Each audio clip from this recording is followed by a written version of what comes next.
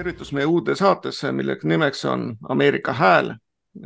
Meie Ameerika Hääl on natuke teine kui see, mida Ameerika riik ja CIA omal ajal siin tegid Eesti publiku jaoks, et meil ei ole mitte ühtegi mõjutusagenti siin, räägime täpselt nii, nagu me ise tahame. Meie oleme seotud siin, mina olen seotud Eesti Eest portaaliga ja me võime vabalt rääkida sõltumatult täpselt nii, nagu me ise arvame, et meie ei esinda siin mitte ühtegi parteid, vaid need on meie oma mõtted ja me ei ole ka mingisugused suured eksperdid kõikide alade peal, vaid räägime nii, nagu meie asjadest aru saame. Et täna on meil siin stuudios 4 inimest, mina olen Maik Kalamus, mina olen siis seotud Eesti Eest portaaliga, soovitan kõigil sinna minna vaatama viimaseid tsenseerimata uudiseid. Siis on meil Ave. Ave on nüüd tuntud ajakirjanik. Tema on selline, kes ütleb kõva sõna ja siis ei jäta midagi ütlemata. Et tema on tuntud nii Eesti meedias kui ka siin USA meedias, et tema on olnud näiteks siin Bloombergis, Yahoo Newsis ja nii, et suure haardega ajakirjanik. Järgmisena on meil Mart Kallas. Mart Kallasest võib rääkida nii palju, et tema on ka ettevõtja ja tema on ka siis Tallinna volikogus EKRE siis fraktsiooni esimees, nagu ma aru sain. Et võib-olla ta veel pärast pole täiendab täpselt, mida ta teeb seal. Ja siis on meil ettevõtja Californiast, Andres Rez, kes on siis, tal on oma business, pikka aega seal elanud, teab palju Californiast ja siis nende sotsialismist, mis seal toimub. Et alustamegi pihta, hakkame Avest pihta ja Avega oli meil plaan rääkida täna natukene feminismist ja transupoliitikast. Et palun, Ave. No feminism põhimõtteliselt tundub nagu midagi väga progressiivset ja väga naistesõbralikku. Aga kes selle tagamaad ei tea, siis asi algas nagu paljud tänapäeva hädad ja viletsused hakkas Rockefeller pere ja suguvõsaga. Nimelt tuli neile kunagi 50ndate aastate paiku meelde selline asi, et Ameerikas on väga palju koduperenaisi ja kõik olid üsna õnnelikud. Perekonna eelarvele piisas, et kui mees käis ühe kohaga tööl, kes vähegi liigutada viitsis, neil oli üsna lihtne osta väike maja, küll tagasihoidlik maja, võib-olla ainult 2-3 magamistoaga maja. Peres oli tihtilugu 2 autot 50ndatel aastatel. Elukindlustus oli hea, tervisekindlustus oli hea ja kõik elasid üsna rõõmsalt. Ja siis hakati mõtlema, et peaaegu pool elanikkonnast ei maksa makse. Need on siis need koduperenaised, kes ainult oma pere ja kodu heaks töötavad. Ja siis hakatigi massimeedia abil propageerima seda, et miks sa oled selline rõhutud tallaalune, kes ainult paljajalgselt keedab, koob ja küpsetab. Et on vaja rohkem eneseteostust naistele, et minge tööle. Ja sellest siis hakkasid kõik need rinnahoidjate põletamised ja naiste marssid ja naiste õiguste eest võitlemine, mis paar aastat tagasi kulmineerus selle täiesti idiootse nende tussumütsikestega marsid Washington DC-s, punased ereroosad mütsid peas. Ja mille kõige suurem varjupool näiteks on abordiõiguste tagaajamine. Ja kõik see on toimunud nii nagu enamus massipsühhoose ja massipropagandasid sedasi tasasel tulel konna keetmise meetodil. Jällegi reklaamide ja massimeedia abil serveeriti feminismi ja naiste õigusi kui midagi väga positiivset, mille poole tuleb püüelda. Kui sa seda ei tee, siis sa oled šovinist ja igatepidi tagurlik tegelane. Huvitav on näiteks märkida selle juures ka seda, et kui ütleme, feminismi põhiideoloogia on naise valikuvabadus, siis minusuguste inimeste kohta, kes väärtustab perekonda, kes on abielus, olin ma olen nüüd kahjuks lesk, aga lapsed sündisid abielus, mulle meeldis kodus tegutseda. Mu mees tõi sisse 80% meie kodu eelarvest ja ma ise omast vabast tahtest valisin selle nii-öelda pool koduperenaise elu, aga selle peale väga paljud nii-öelda progressiivsemad naistuttavad siis vaatasid, et no on ikka loll mutt, muudkui istub kodus ja peab aeda ja kanasid ja keedab ja koob ja küpsetab, et sa võiks teha ju midagi nii palju rohkemat. Aga seda rohkemat ma olen ise teinud ka, ma olen püüdnud ühtlustada karjääri ja majapidamist ja selle tulemusena, ja nii juhtub paljude naistega, ma olen näinud, tekib selline üsna skitsofreeniline olukord, kus sa püüad olla nii hea ema, hea abikaasa ja hea töötaja või hea ettevõtja. Ja mille tulemuseks on siis see, et kui sa oled tööl ja näiteks laps jääb haigeks ja sa pead varem töölt ära küsima, et last koju tooma minna, siis on sul halb tunne, et näe, kui halb tööline ma olen, ma pean nüüd varem ära minema ja kellegi teise õlule oma kohustused viima.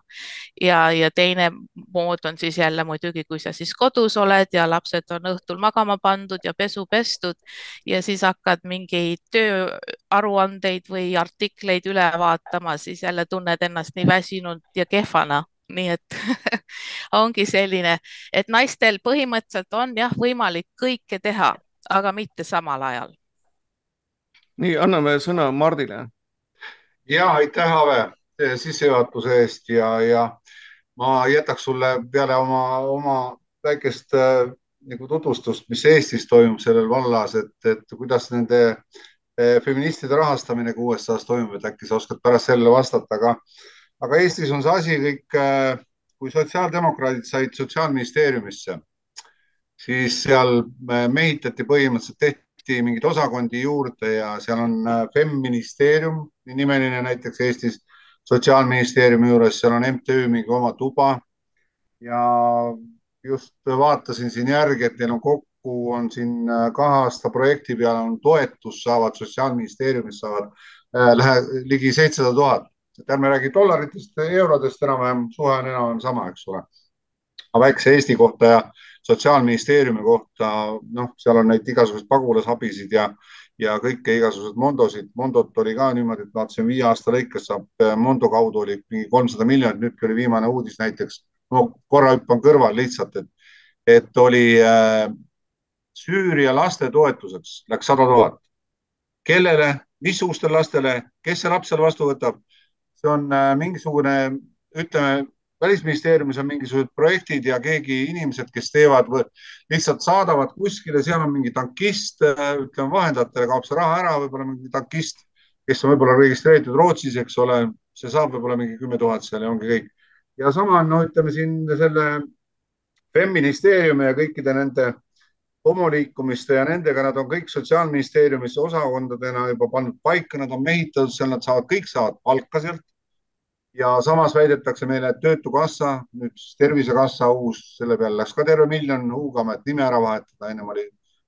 Ennem oli siis haigekassa, vabandust, mitte Töötukassa, haigekassa ja nüüd ta on Tervisekassa. Selle peale läks miljon nimevahetus, pastakad teha, uued blanketid, kõik niisugused asjad. Ja Tervisekassa on siis praegu nüüd hirmus kisa on lahti, et kuskil 100 miljonit on puudujääki. Aga sellistele projektidele jätkub ja iga toetus jätkub ja siin ei olegi mitte midagi, et näiteks kirjutavad aga projekte, seal on põhimõtteliselt nende töö ongi kirjutada ministeeriumi palgal endale projekte ja siis saada rahastust peale ja nii ta käibki ringiratast kogu aeg ja nad käivad isegi, siin on käinud põhimõtteliselt isegi Femministeerium minu meelest käis isegi Eesti riigi vastu kohust ja põhimõtteliselt Sotsiaalministeerium maksis selle kõik kinni. Et sellised asjad on Eestis toimuvad selles vallas. Et aga kuidas USA-s see rahastamine toimub, et kas neil on eraannetajad või on ka mingi riiklik tuge neil taga, et oskad sa öelda? No paljude selliste projektide taga on muidugi Soros nagu Euroopaski. Just. Ja eks neil ole erarahastust ka, kes peab seda oma lemmik heategevuseks nii-öelda. Ja muidugi see on alati ka seotud poliitiliste karjäärilüketega ja nii ja naa. Ma unustasin veel mainida seda, et mis puutub sellesse naised tööle promomisega on see, et siis ju loomulikult tuleb lapsed panna lasteaeda, varakooli ja see on jällegi tagamõttega asi, et siis lapse meelt kujundab kõige rohkem nii-öelda riik või mingi koolisüsteem. Et see ajupesu hakkabki juba maast madalast peale, nagu me nüüd praegu näeme siin USA-s, ma ei tea, kas see haigus Eestisse on juba levinud, et transvestiidid käivad lasteaedades muinasjutte lugemas ja striptiisi tegemas. Millegipärast nad ei taha kunagi vanadekodudes esineda, neid ainult huvitavad lapsed. Ja sellest võibki siis pikemalt juba rääkida. Ma juba 2014. aastal kirjutasin ühe artikli Õhtulehes, mul oli oma blogi seal Ave Ameerikas ja selle artikli nimi oli Erinevus nikastab. Ja just see, et kõik, mis meile serveeritakse sedasi kas filmide või popmuusika kaudu või reklaamide kaudu tundub väga uus ja huvitav ja väga selline progressiivne värk ja need on kõik tegelikult väga läbimõeldud propagandaüritused, kas või näiteks nüüd see abielu läbisurumine Eestis, selleks tehti ju väga-väga pikalt ettevalmistustööd ja keegi meist ei ole minu arust kunagi olnud geide või ükskõik milliste grupeeringute vastu, kes ajavad vanainimese asju oma kodus privaatselt. Aga kui see kujuneb alasti ringi lippamiseks paraadidel ja lastele lugude lugemine transvestiitide poolt, siis hakkab tasapisi igal inimesel natuke kummaline tunne, et miks. Esiteks ei ole seda vaja. Aga tegelikult on vaja selles mõttes, et samasoolised ju ise järglased ei saa. Nad peavad propageerima seda, et neil oleks järeltulev põlvkond. Nojah, ma vastan sulle kiirelt ära, et jah, need sulelised ja karvased ei ole veel lasteaedadesse jõudnud, aga kindlasti hakkavad jõudma, sellepärast et siis, kui viimasel erakorralisel istungil Riigikogus võeti vastu siis niinimetatud perekonnaseadus, perekonna muutmise seadus, eks ole, siis seal oli minu meelest kas Varro Vooglaid küsis haridusministri käest, Kristiina Kallase käest, kes on mulle isegi sugulane, olgu siin öeldud, aga me ei ole temaga kohtunud ja meie teed on lahku läinud või tähendab, ütleme niimoodi, et suguseltsid on lahku läinud. Ja küsis tema käest, et kas eraõiguslikesse kristlikesse koolides hakkab ka see propaganda tulema. Ja haridusminister vastas selle peale siis niimoodi, et kõik Eesti koolid peavad järgima Eesti õppekava ja järelikult siis ka liidetakse see õppekavadesse sisse. Ja kui sa räägid maast madalast ja pehmete jõududega, eks ole, siis meil on siin ka täpselt näha, mis näiteks mingis hommikutelevisioonis multifilmid jooksevad siin, vaatad, samasoolised on kuidagi siin, käivad rohkem koos ja olgu nad siilid või kes iganes nad on, aga nad on näha, eks ole, et väike niisugune lastele mõjutustegevus käib ja siia vahele ma tahaks juba mul tuli meelde üks väga huvitav käik oli, me käisime Tallinna volikogu, käisime Läti Riia Eesti koolis käisime ja ma tundsin huvi, et nende käest, et mis õppeprogrammi järgi nemad õpivad. Ja õpetaja seal oli väga avameelne ja ütles, et ei, et neil on täitsa oma õppeprogramm, eks ole. Ma küsisin, et kas niisugust homo ja niisugust sooneutraalsust ja niisugust asja ka teil nagu sees. Et see ei ole ja ma loodan väga, et ei tulegi. Olgu see, et jah, ja Läti kool oli väga niisugune ilus ja kena ja puhas niisugune Läti pealinnas eestlaslik pesa seal. Vahesõnaks ütleks seda, et minuni on jõudnud info, et sügisest hakatakse Eesti koolides, kõigis koolides ega lasteaedades seda homopropagandat peale ajama. Nii et need samad asjad, mis siin toimuvad ka kiiresti Eestis. Siin oli jah, Ave. Ma tahtsin veel seda öelda, et jällegi kõik ei ole ainult üks teema, mis tundub, et on nagu see peaprobleem. Kogu see promo ja värgindus, mis praegu käib, see kõik teenib seda uue maailmakorra depopulatsiooni teemat. Sellepärast võitlevad feminatsid abordiõiguste eest, et seda te saa isegi 9. kuul, kui see neile niimoodi pähe laksatab.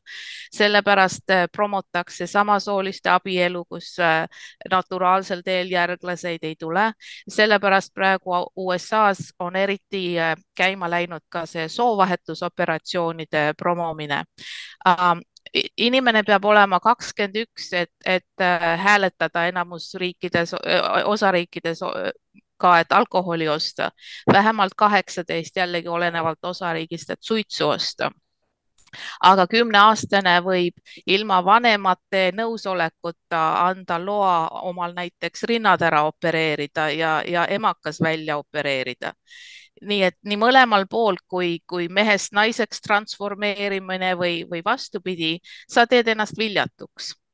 Ja on olnud juba esimesed juhtumid, kus noored kahetsevad seda, sest neil ei ole üldse neid fakte esitatud, et kas sa tegelikult ka mõistad, millega sa tegeled. Nad tõemeeli arvavad, et sa saadki oma sugu muuta täisväärtuslikuks meheks või täisväärtuslikuks naiseks. Nad ei adu seda, et see on ainult kosmeetiline operatsioon ning sa teed ennast elu lõpuni viljatuks. Nii, et ma annaksin sõna ka Andresele. Andres on selles kõige hullemas osariigis Californias. Tema on sellest kõige hullemaid asju juba näinud, mis seal toimuvad. Seal on ju lausa, et aborti võib teha, kuni beebi on 1-kuune. Et räägi nendest asjadest, mis seal toimub? No, vaat selles ongi asi, et ma olen kuulnud, et isegi meie kuberner Newsom tahab California muuta põhimõtteliselt nagu selliseks reisi sihtkohaks, kus saab tulla aborti tegema ja igasuguste veidrustega tegeleda, selle soovahetuse operatsiooni teha ja nii edasi. Aga mis ma tahtsin kommenteerida oli, et see oli huvitav, et Rockefeller ajast saati juba hakati nagu seda feminismi ajama Ameerika Ühendriikides. Ja ma ütleks, et tänapäevane see sotsiaalne majanduslik mudel ei soosi perekonna loomist.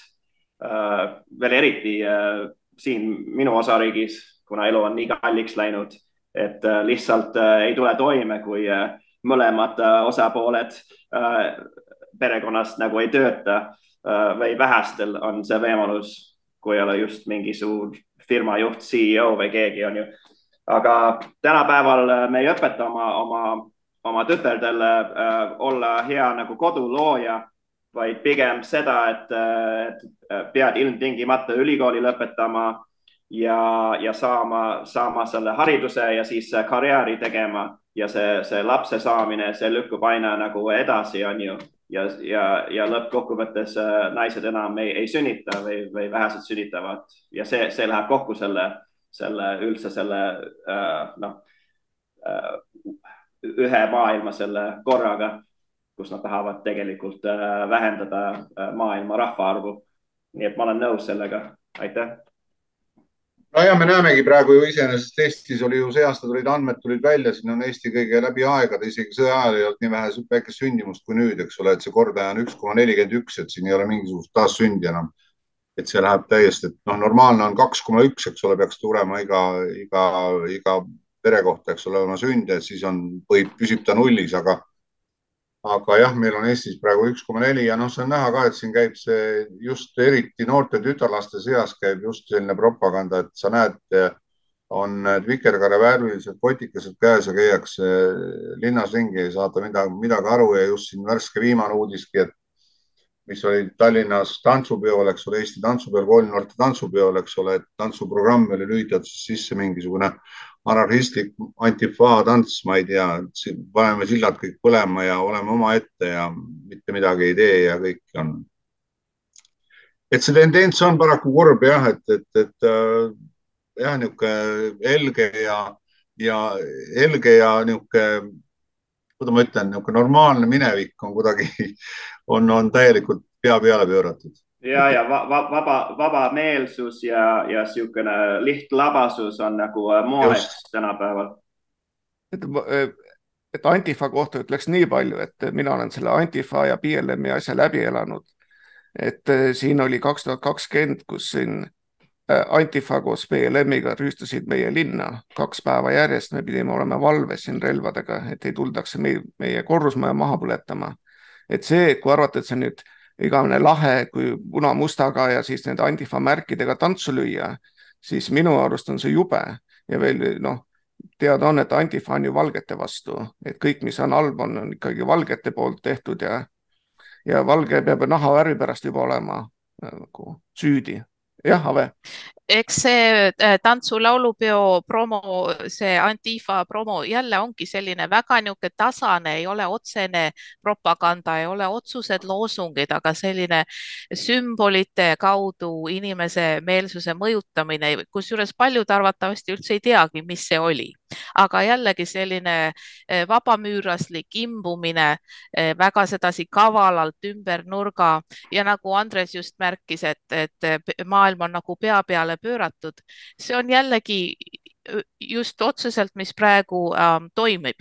Kõik normaalne on kuulutatud ebanormaalseks, kõik perverssused on kuulutatud nagu nüüd see pealiini värgiks. Nii et jällegi väga selline see, kes vabamüürlaste ajalugu ja illuminaatide retoorikat teab, siis mõistab, et see on jälle väga selline neile omane niisugune mustvalge nii üleval kui all tendents. Jah, mainiks veel selle asja ära, et Eestis nüüd on ka see suur LGBT kuu ja kui vaadata Eestis nüüd neid ametkondi, siis kõik on maal pannud ilusad transuvärvid. Nii et algas see asi LGBT, et LGBT saaksid koos olla, siis taheti juba, et nad võiksid abielluda ja nüüd, mis see transulipp, mis on nüüd paljudel Eesti pankadel, mitte Eesti pankadel, need on Rootsi pangad, Swedil ja siis SEB-l üleval on transulipud. Mis on transulipp? Kui see vaatate, mis värvid seal on, inimesed ei teagi, vaatavad, ilus veekuju sees ja on tore, aga see on puhtalt pedofiilide märk seal. Seal on elesinine märk on alaealised poisid, punakas, roosa on tüdrukud, valge on siis alaealised süütud, kes ei ole veel seksi teinud, need lapsed. Nii et see 3 värvi on just see, mis on pedofiilide värvid ja selle sama pärast nüüd needsamad abieluõigused ja lapsendamisõigused, mis siin Ameerikas juhtunud on, need adopteerimistega.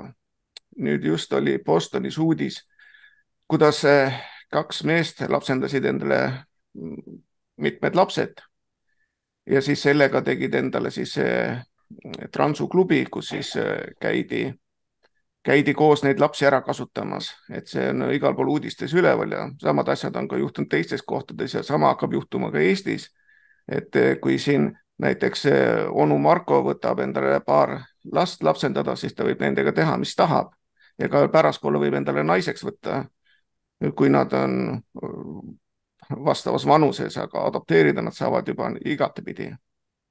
Jah, palun, Ave. Sellega muidugi haakub ka inimkaubanduse teema, kui samasoolised isegi ütleme, neil on kõige õilsamad kavatsused endale lapsed muretseda, siis nad peavad ikkagi kasutama kas surrogaatema, surrogaatisa ja loomulikult keegi ei tee seda vabast tahtest ja ilma kompensatsioonita, nii et see nüüd jällegi teeb legaalseks inimkaubanduse, jah, rääkimata sellistest võigastest juhtumitest, nagu sa just ütlesid, kus adopteeritakse trobikond alaealiseid igasuguste perverssete videote tegemiseks ja omaenda lõbustamiseks. Palun, Mart. Ja, me teame ju Eestis, et kunstlile seadjate perekond, eks ole, siis põhimõtteliselt telliti täielikult kataloogi järgi ju ema ja kõik nii edasi ja osteti, keegi ei tea, palju sellest maksti, aga lihtsalt kuskilt minu meelest, kas ta tuli äkki Lõuna-Ameerikast kuskilt igal juhul niimoodi, et 2 last sealt võeti ja kõik nii edasi. Aga nüüd tagasi tulles korraks selle tantsupeo, siis ma loeksin, tsiteeriksin hea meelega, tähendab, kuidas seda siis põhimõtteliselt Eesti Päevaleht siis nagu keegi kolumnist seal siis seda kirjeldas, et aga sillad, neid ju saab ka põletada. Põnev ja ootamatu oli 577 võimleja etteaste.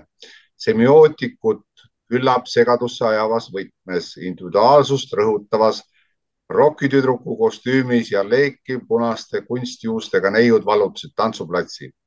Igaüks tahtis justkui erinev olla, ent kõik nad olid nii sarnased. Anarhiamärk seljal, hakkasid nad sünkroonis ideaalselt antianarhilisest tantsuseades oma kava tegema ning siis, kui põuest võeti püändina välja leekivad sallid, oli kogu lava korraks tulelõõmas illusioon jõudis kohale. Üks väike 5-aastane vaataja küsis, kas tuletõrje tuleb ka lavale. Ja, no, et selline niisugune pehmes mahlas. Ja, meenutab koledasti nõukaaega, kus oli. On. Ja. Küsiks siis Andrese käest sinu kommentaarid selle LGBT teema kohta.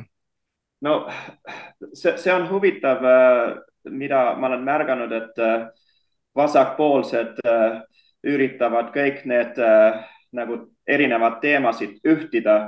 See homopropaganda, kliimamuutused,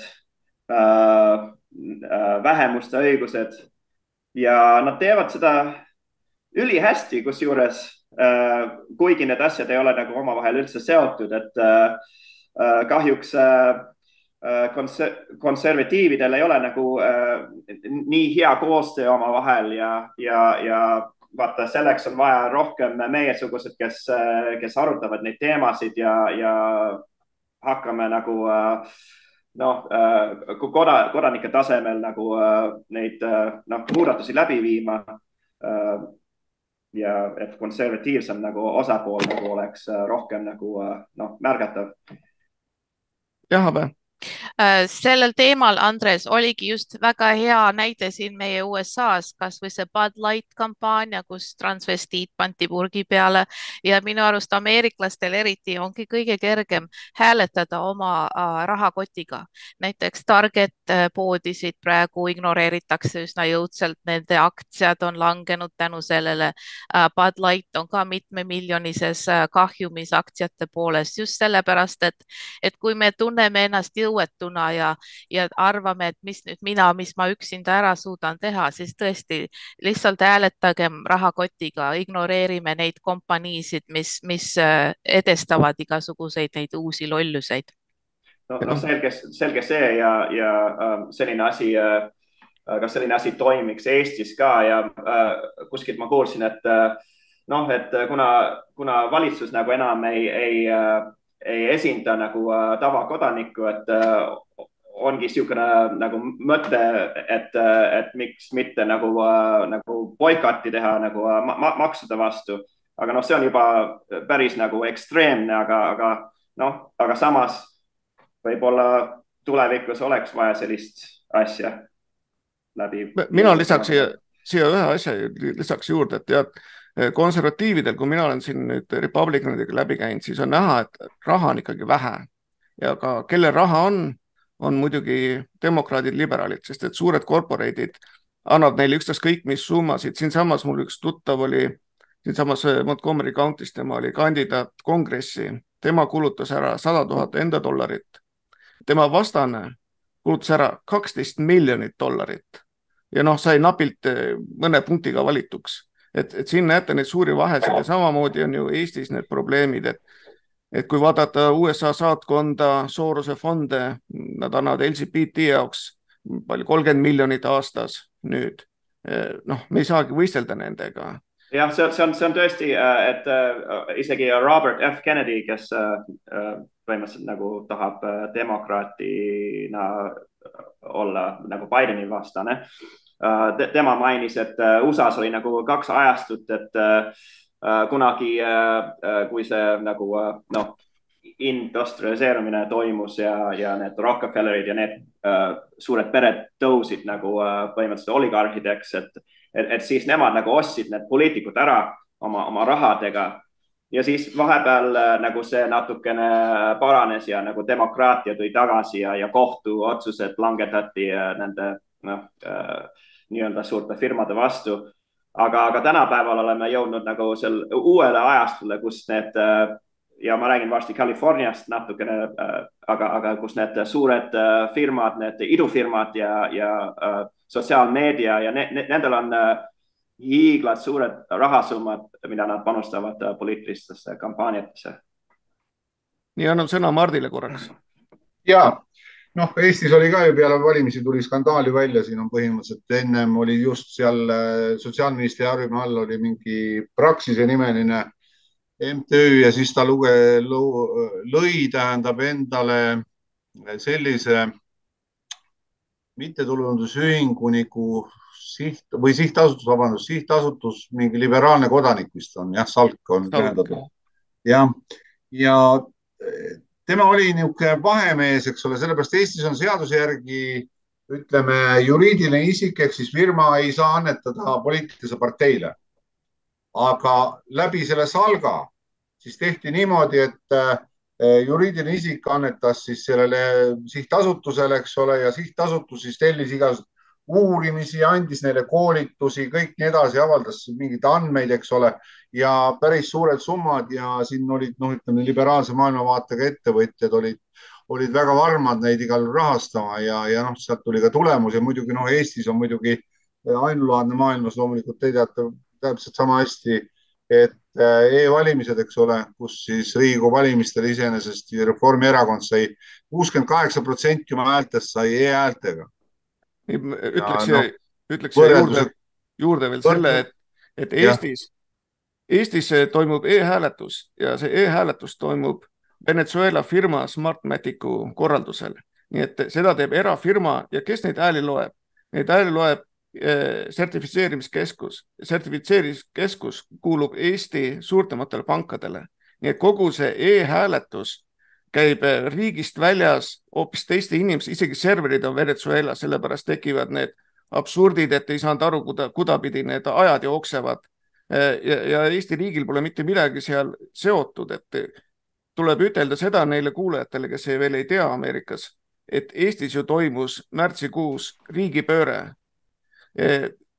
Sest et paber sedelitega EKRE võitis väga suurelt e-häältega, said e-hääled endale muidugi reformikad, kes said lausa kordajaga 1,6 ja 1,7 said endale e-hääled, mis on silmnähtavalt täispettus ja selle pettuse tahaksime ka viia maailmavaatajatele, nii Foxi kui One America Newsi. Jah, Ave. Tema Reformierakonna broiler ka Eesti 200, et nemad erinesid täiesti teistest. Ja, palun, Ave. Rääkides Eesti poliitika rahastusest, ma just otsisin üles ühe oma artikli, kus ma rääkisin Kersti Kaljulaidu väga üllatuslikust tähelennust, kus keegi enne temast eriti kuulnud ei olnud. Ta oli avatud Eesti fondi koosmeele preemia 2014 laureaat, kelle alati asjatundlikud Euroopa-alased analüüsid ja seisukohavõtud on aidanud Eesti inimestel Euroopa Liidu toimimist selgitada ja lahti mõtestada. Talupojad ise ei saa ju muidu mitte millestki aru. 1997. aastal loodud koosmeele auhinnaga avaldas avatud Eesti fond iga aasta aprillis oma sünnipäeva puhul lugupidamist ettevõtmistele ja inimestele, kes on aidanud kaasa avatud ühiskonna kujunemisele. Nagu me kõik teame, siis see avatud Eesti fond loodi 1990. aasta 9. aprillil filantroop George Sorose poolt. AF kirjeldab oma põhimõtted nende koduleheküljel niimoodi. Avatud Eesti fond julgustab ja toetab arenguid Eesti ühiskonnas, mis teevad meid avatuks maailmas, kuid mis me kõigi silme all on muutumas üha keerulisemaks ja etteennustamatumaks. Väga hea sõna. Hirme võib vähel mõista, aga hirm on halb teejuht. Avatud Eesti fond tahab teadlikult suunata ühiskondliku arutelu avatuse ja sallivuse poole. Nii et nad ise oma kodulohel möönavad, et nad tahavad suunata ühiskondlikud meelestust. Siia on vahele hea torgata, et Eesti värske haridusminister on lõpetanud Budapesti Sorose kooli just sellel alal. Jah. Ehk siis me teame, mis seal tulemus on, eks ole. Muidugi Smartmatic ju kuulub Sorose parimale sõbrale, nii et pole miskit juhuslikku siin maailmas. Et Eestis ei ole vajagi suurt raha, piisab sellest, et sul on tuttavad patsiga mehed ja Venezuela sõbrad. Nagu Stalin ütles, see ei loe, kelle poolt sa hääletad, loeb see, kes hääli loeb. Just nimelt. Küsiks Mardi käest nüüd natukene Eesti poliitika kohta, et nagu ma aru sain, et president Karis kuulutas välja seadused, et seadused sellised, mis võtavad suurperedelt raha ära, mis seadustavad selle. Vastupidi ikka, võtab ära just. Jah, võtab ära abielu, siis on mehe ja naise vahel ja siis veel on maksutõusud ka veel, et kas see on päriselt ka niimoodi või on see lihtsalt nagu kõmu? Ei, ma tulen ühe sammu veel tagasi, et siin tuli päevade seest tuli just uudis, et Ave just meenutas siin Kersti Kaljulaidi, aga tähendab enne teda oli üks Toomas Hendrik Ilves, eks ole, kes hakkas talu pidama Viljandimaal.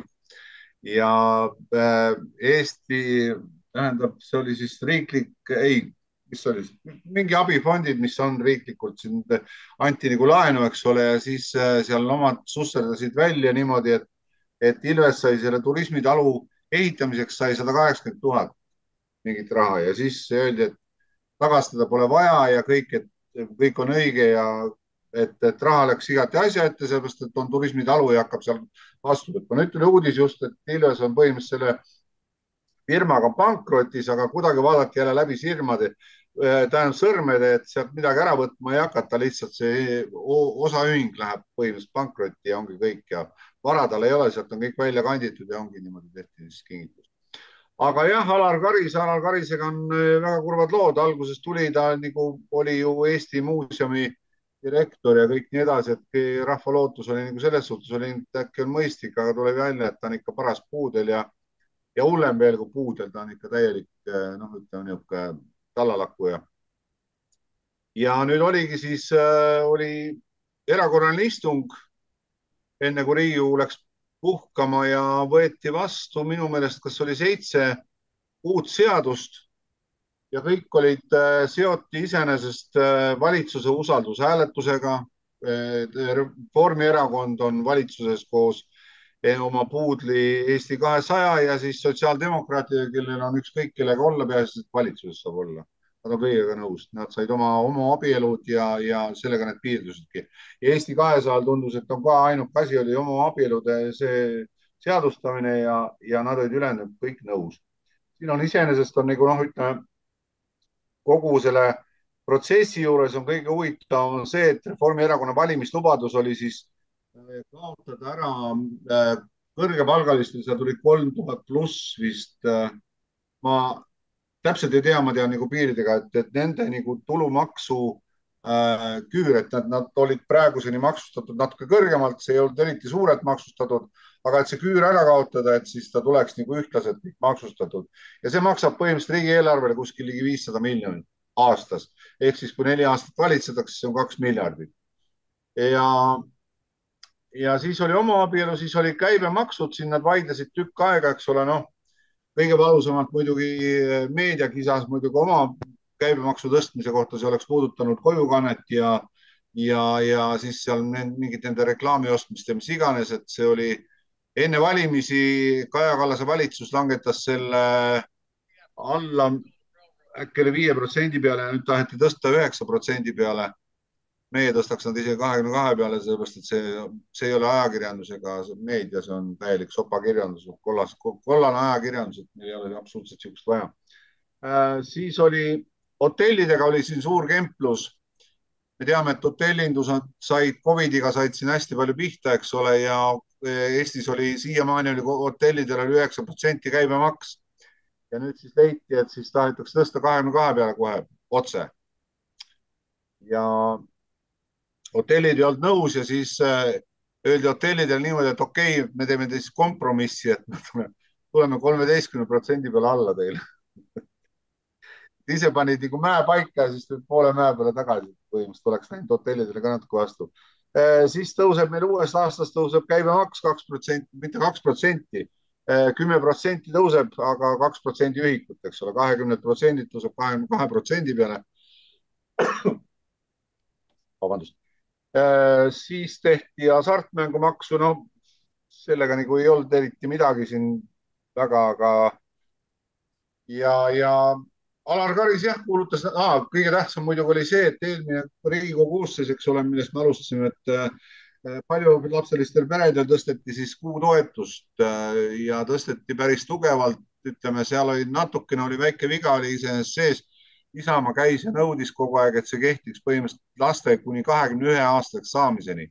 21 aastase saamiseni see natuke teie meelest oli vähemalt liiga palju see oleks võinud piirduda seal võib-olla 18-ga, äärmisel juhul võib-olla isegi pigem 16-aastasega. Või noh, seal saab ju tulevad teised toetused, tulevad iseenesest sisse, seal õpitoetused ja kõik niisugused asjad. Ja see võeti vastu, seal oli niimoodi, et üle 4, ma õieti mäletan, üle 4 lapsega pere sai vist kuus, sai lisa vist 750 eurot, eks ole. Ja nüüd siis toodi see alla, kohe esimese asjana toodi alla siis 500 euro peale, et 200 eurot praktiliselt suure lapselised pered kaotavad. Põhjendati seda sellega, et see on ju 2-lapseliste ja 1-lapseliste suhtes kuidagi ebamõistlik, aga samas peres ongi ju lapsed on ju kõige suurem kulu väljaminek samas. Ma ei tea, Ameerikas on.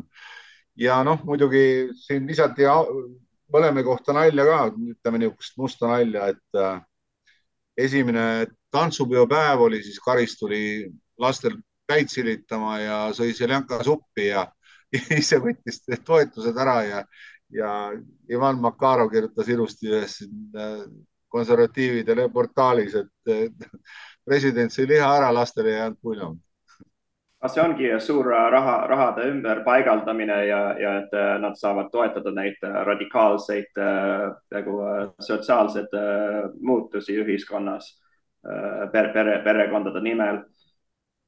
Et ma lisan siia ühe asja, et Ameerika kuulajad võib-olla ei tea seda, et Eestis on käibemaks. Käibemaks on siis kõigele. Nii medikamentidele kui toidule, kui laste tarvetele on kõikidele see. Et siin Ameerikas on meil ainult sales tax, on ainult siis, kui sa poest ostad endale riideid. Et siin on protsendiks on nii, ütleme 5-6% keskmiselt, aga Eestis see läheb kõigile ja Eestis on kogu maksukoormus üks maailma suurimaid. Aga annan üle Avele. Jah, minu arust, kas me ei ole mitte sellest rääkinud mõnikord, et tegelikult nagu eestlase maksukoormus on ligi 70%, kui arvestada kokku igasugused bensiiniaktsiisid, maamaksud, käibemaksud, särgid-värgid, mis nagu ei tulegi nagu esmalt ette, et me nii kõrgelt oleme maksustatud, aga jah, no eks see ole sellepärast, et Eestil tööstust ei ole. Eesti ei tooda põhimõtteliselt mitte midagi. Ja siis ongi ainus raha sissetuleku allikas riigi eelarvesse on muudkui ainult maksude tõstmine ja selle eest Eesti kodanikud minu arust eriti head teenust vastu ei saa. No ja Eestis on põhimõtteliselt, ega äri käib põhimõtteliselt ristteenuste jagamisega, üks teeb juukseid, soengut sulle pähe, teine käib koristamas, üks ehitab ja kõik nii edasi, nii ta käib põhimõtteliselt risti. Aga no Eestis on ju see ka, et ettevõtetel on ka käibemaks, eks ole, sa ostad põhimõtteliselt käibemaksuga ja siis sa saad iseenesest teha ka käibemaksu mahaarvestuse saad. Kui sa näiteks oled ostnud rohkem sisse, ostnud rohkem sisse kui müünud käibemaksuga, siis sul on põhimõtteliselt on võimalus taotleda nagu maksuametit käibemaksu tagastust. Aga see on päris keeruline protsess, et noh, see asi on aetud üsna keeruliseks ja neid asju tuleb juurde kogu aeg ja no nüüd unustasin ära, mis ma tahtsin rääkida. Võtame järgmise teema, et Andres, räägi natukene California teemadest, et California on teisel pool meist, meie Avega, mina olen Washington DC-s, Ave on New Jersey's, aga Andres on siis teisel pool, tema on seal, kus see tõeline hullus käib. Mina olen vasakul kaldal, kus vasakpoolne poliitika toimib kõige paremini. Ja see on see koht, kus tahetakse elektriautosid, aga kahjuks ei ole elektrit, mida anda. Et suvel on ikkagi niimoodi öeldakse, et ärge pange oma Teslasi laadima, et minge võtke elektritõuks, kui selle veel patareid on. Just, ma teen lühikese kokkuvõtte siis üldse nagu Californiast ja siis kuidas see nagu mõjutab kaudselt või otseselt Eestit ja Eesti poliitikat. Aga noh, alustades selle peale, et tihtipeale on Californiast räägitud kui trendi loojast ja paljud uued ja lahedad asjad, on just sündinud siin meie osariigis, aga kas nad on üldiselt kõige lahedamad ja kõige paremad asjad, oleme väga heal arvamusel oma võimetest siin Californias. Aga see on teada ju, et 20. sajandi algusest sai Hollywoodist suur maailma mõjutaja, kuna nagu see sai hõbedase ekraani keskuseks.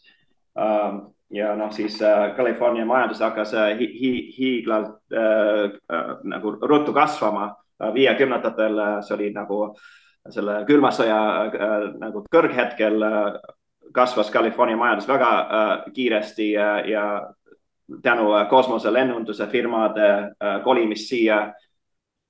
Ja seda võiks nimetada California nagu kuldajastuks. Tööstus õitses ja paljud olid meelitatud siia tulema päikese pärast ja aastaringse maheda kliima pärast. USA president Ronald Reagan, hästi tuntud, alustas oma karjääri filminäitlejana, sai kuberneriks ja pärast väga mõjuvõimsaks presidendiks, USA presidendiks. Aga rääkimata sellest on siis demokraadid viimase veerandi saja jooksul haaranud võimu ja on tekkinud kaks erinevat Californiat. Üks on siis see, mis on nagu Rannioru või Silicon Valley nagu keskne ja kujuneb ennast kurikuulsatest firmadest nagu Apple ja Google. Ja siis on see teine California, mis on nagu maalähedasem, tavapärasem nähtus, mis sarnaneb pigem ülejäänud USA-ga.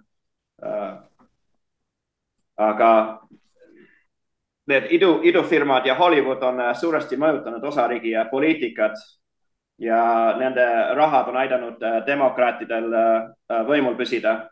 Samal ajal paljud valijad tunnevad ennast nagu kõrvalheidetuna.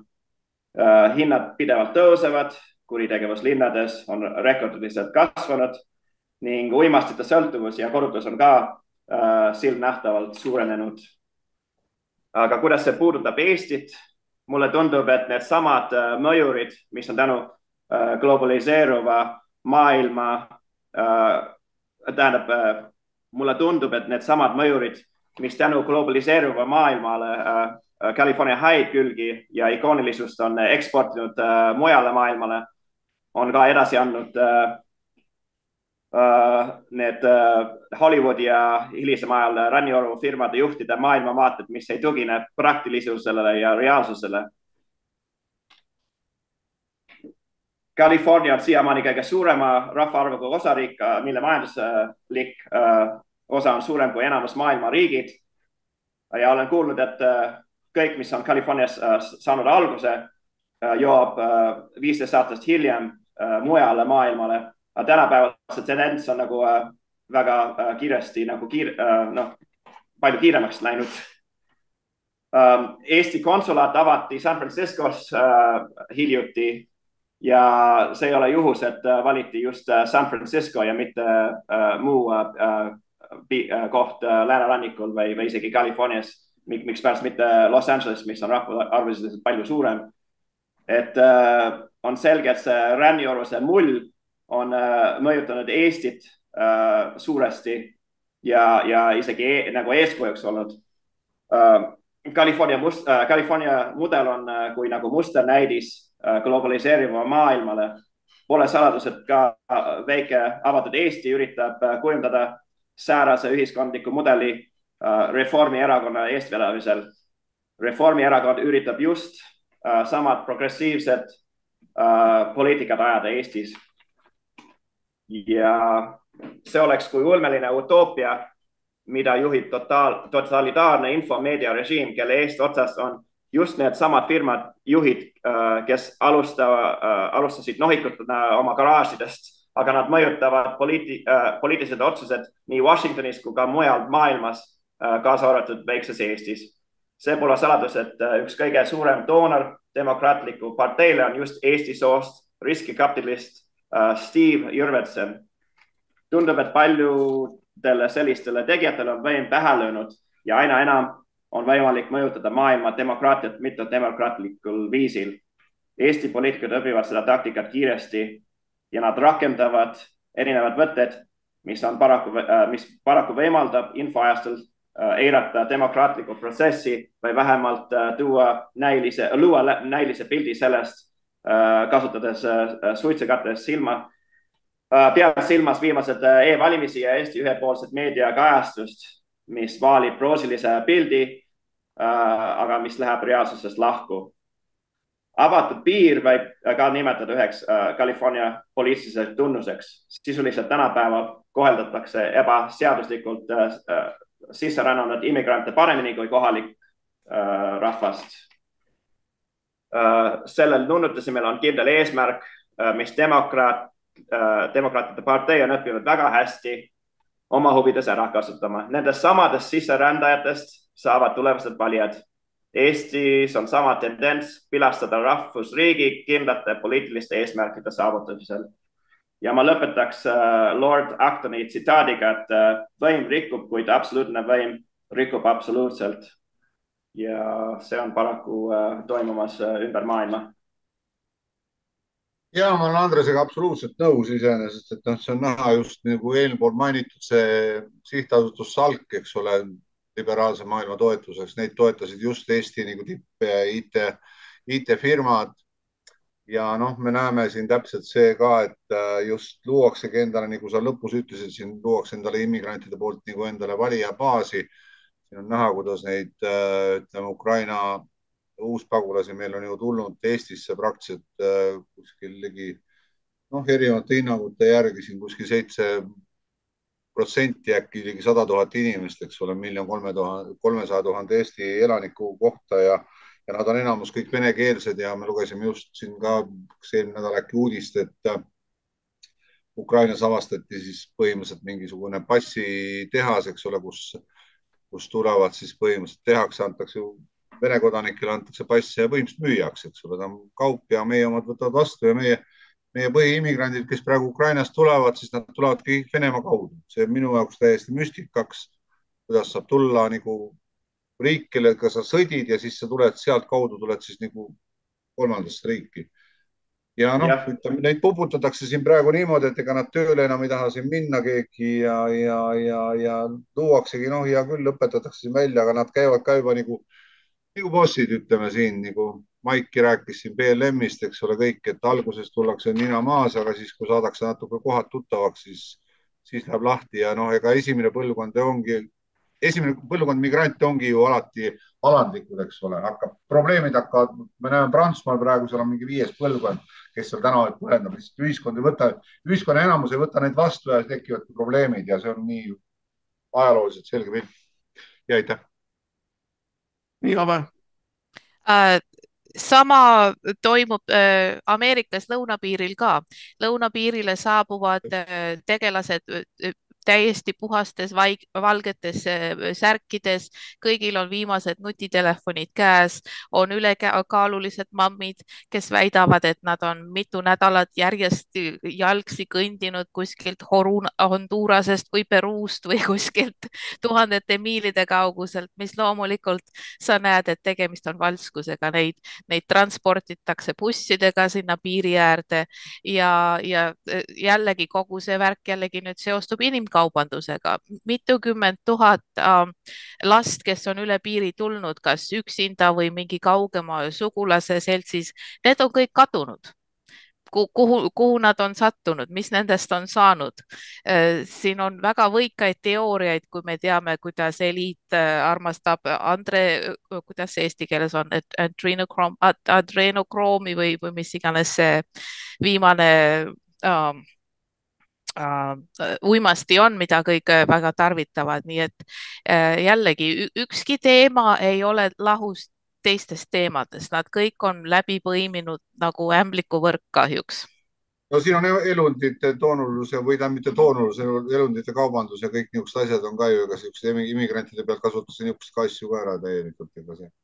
Aga ma toon ette ühe nagu paralleeli Eesti ja California võib-olla USA vahel on see, et kõik need, kes on nagu sisse rännanud Ukrainast viimasel ajal, kas neile anti põhimõtteliselt nagu riigi poolt eluase, kus nad põhimõtteliselt said tasuta elada 6 kuud või enam.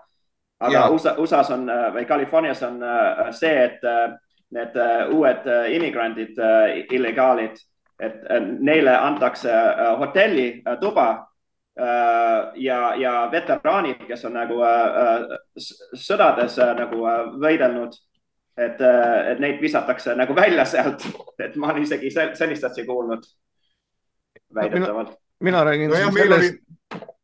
räägin siin sellest, et siin vaesed Ukraina põgenikud, kes siia USA-sse tulnud on, et mul just oli paar kuud tagasi, olid siin inimesed, kes otsisid tööd, pakkusin neile siis koristamist, kirtsuti nina öeldi, et nemad kindlasti seda tegema ei hakka, et nemad olid ennem kontoritööl ja nad otsivad ainult, ütleme, sellist head tööd ja palgasoovid olid ka sellised absurdsed, et meil ei ole nagu mitte midagi pakkuda ja tundub, et neil kõhud tühjad polnud, käisid väga viisakalt riides ja rääkisid omavahel, kuhu nad veel puhkama lähevad, nii et ma ei tea, mis siin toimub ja kes kus ja mis siin.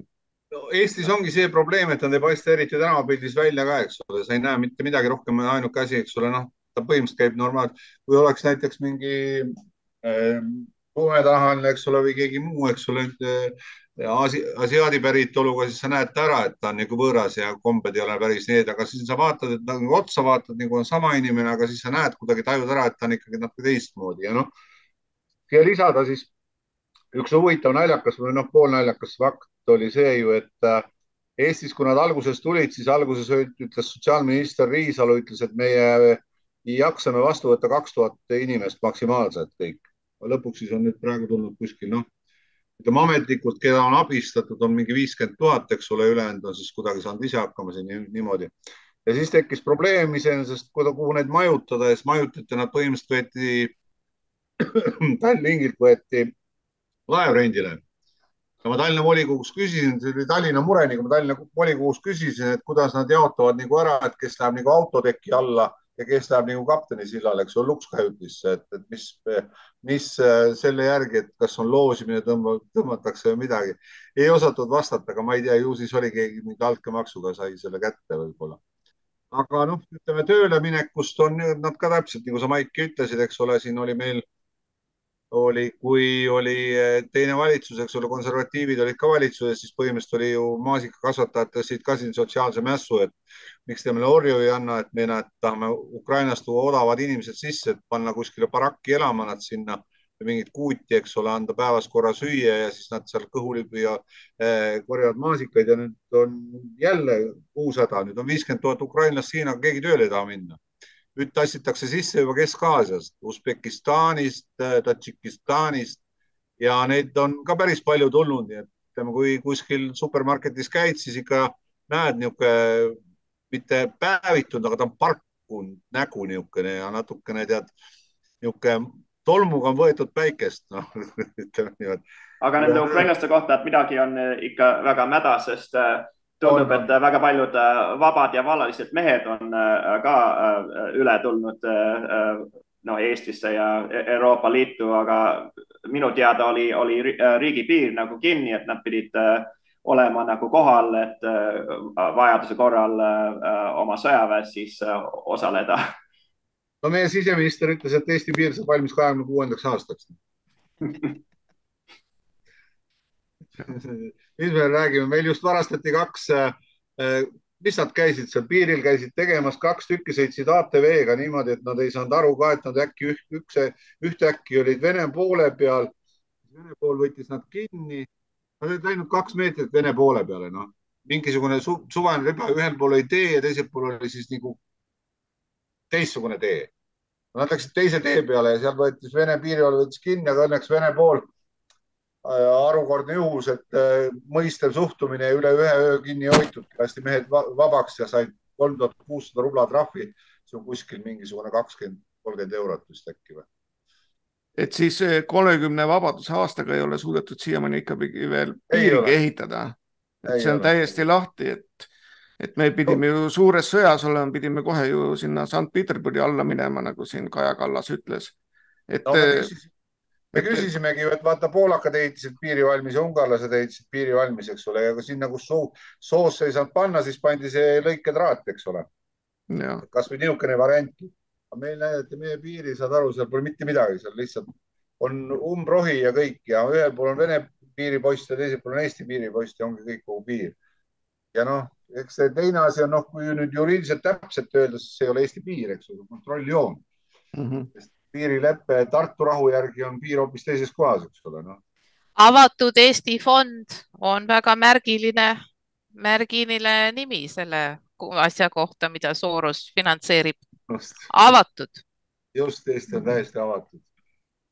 Aga ma teen ühe väikse tähelduse veel selle feminismi kohta ja hiljuti ma nägin ühte saadet nimega 60 minutit Austraalia, kus ülistatakse neid naispoliitikud nagu Kaja Kallast ja Soome oma, et nad siis võitlevad otseselt Putini selle sõja vastu ja nad on tõelised tegijad, et aga paraku see ainult kutsub nagu selle Putini viha nagu Eesti vastu ja et ühesõnaga, et jah, lihtsalt see plõksimine ja tead mingisuguste pooside võtmine ja tahta olla mingisugune arvamusliider ja Euroopa mingi suunanäitaja. See on kõik täpselt see, et Eesti peab olema midagi esimene. Nüüd hakati rääkima jälle mingi, ütleme niimoodi, et Eestis peaks hakkama konfiskeerima siis kõikide Venemaa kodanike varasid, eks ole. No hea küll, hakkame siis kõik, aga samas tuleb jälle ports tuleb sisse iga päev. Siin oli 6 aega tagasi, käis uudistes läbi, iga päev tuleb Venemaalt 3000 inimest tuleb sisse. On nad turistid või kes nad on nad Vene kodanikud, kes elavad elamisloaga Eestis või kes nad iganes on, eks ole. Neil on võib-olla korter Narvas seal kuskil ja käivad üle piiri ja ostavad ikka piirikaubandus käib täpselt samamoodi. Et see on jah, uskumatu ja muidugi see Kaja Kallas üritas siis, tehti tast kuvand, et nüüd on uus tulevane NATO peasekretär. No ei sobinud. Nüüd tahetakse siis Euroopa Komisjoni selleks kõrgeks ametnikuks ehk siis välisasjade. Praegu on seal mingi pensionär samasugune nagu teil seal see Biden on, eks ole. Pampersid vahetatakse rohkem tihedamalt kui kohvi joob, eks ole. No mulle tundub ja, et nad valivad juba just need kõige pädevamad kandidaadid, keda nad võivad siis vaikselt nagu tagatoas nagu juhtida. Ma ei tea, palju see tõde on, palju see Harris seal juhib Bidenit, eks ta ikka midagi juhib. Jah, et meil hakkab saade lõppema, et meil on see viimased 2 minutit järgi, et anname see viimased sõnad kõigile, et Ave. Jah, kokkuvõttes ma tahtsingi öelda nende Kaja Kallaste ja Bidenite ja muude selliste topiste kohta, et nad ise arvavad, et on kõvad tegijad, aga nagu Stalin, tark mees oli, nimetas selliseid olevusi kasulikeks idiootideks ja see on just õige, et igal pool ongi etteotsa nüüd sokutatud, kuna me teame, valimised võltsitakse igal pool, ongi etteotsa sokutatud sellised kasulikud idioodid, kes neile kindlasti ole lubatud igasugust hüvesid ja turvalisust ja nii ja naa, aga kes oma peaga ei mõtle, loevad ette kirjutatud sõnu paberilt ja siis neid promotatakse kui väga selliseid suuri tegijaid. Ja Andres, sinu viimased sõnad? Ma olen nõus kõigiga, et paraku jah, see tundub, et poliitika või vähemalt see vasakpoolne poliitika toimibki nii, et nad panevad mingi varese sinna nagu tippu on ju ja kes põhimõtteliselt ei oska midagi teha ja otsustada ise. Ja see ongi põhiline probleem. Vaata see senaator, keda valiti Pennsylvanias, et täiesti nagu puuetega, et see ei ole nagu ilus öelda, et vaata, et on puuetega ja et ta ei ole võimeline, aga lihtsalt andke andeks, et et kui oled nagu riigi tasemel nagu valitsuses, et siis pead olema täiesti nagu mõistuse juures ja Fermen. see on kurb. Jah, et näiteks Bideni sugust inimest ma ei julgeks endale isegi mitte autorooli, et ja veel vähem sellist inimest veel riiki juhtima. No jalgrattaga ta ei saa hakkama juba. Nii, ja minu viimased lõpusõnad, siis täna sai kirjutud siin palju ja ütleme niimoodi, et ega lootust päris ikka kustunud ei ole, et ütlen ausalt, laste tantsu ja praegu veel kestab siin laulupidu, et on väga ilusaid hetki ja kõik nii edasi, natukene ta on siin, üritatakse kuidagi natuke seda muuta siin laulutekste ja kõik, aga ütleme, et ei ole veel midagi lootusetut, et võitleme kodumaal edasi, et eestlus püsiks ja säiliks ja igasugused rumalused meile siia ei jõuaks, aitäh. Ja, aga eestlased peavad rohkem tegema, kui aeg-ajalt koos käima ja laulma ja tantsima. Just. Vahel on vaja ka hangud haarata. Anarhia, kuidas? Just täpselt, et tuleb alustada lihtsamate asjadega. Et võib-olla see anarhia tants ei olnudki vale, eks ole. Alustame anarhiaga kõigepealt. Jah, et selleks korraks siis lõpetame, tõmbame otsad kokku, et soovitame teil käia meie portaalis eesti.com ja vaadata siis viimaseid uudiseid. Ja siin ega muud ei olegi kui nägemist ja nägemist järgmine kord. Nägemist, aitäh. Aitäh, nägemist.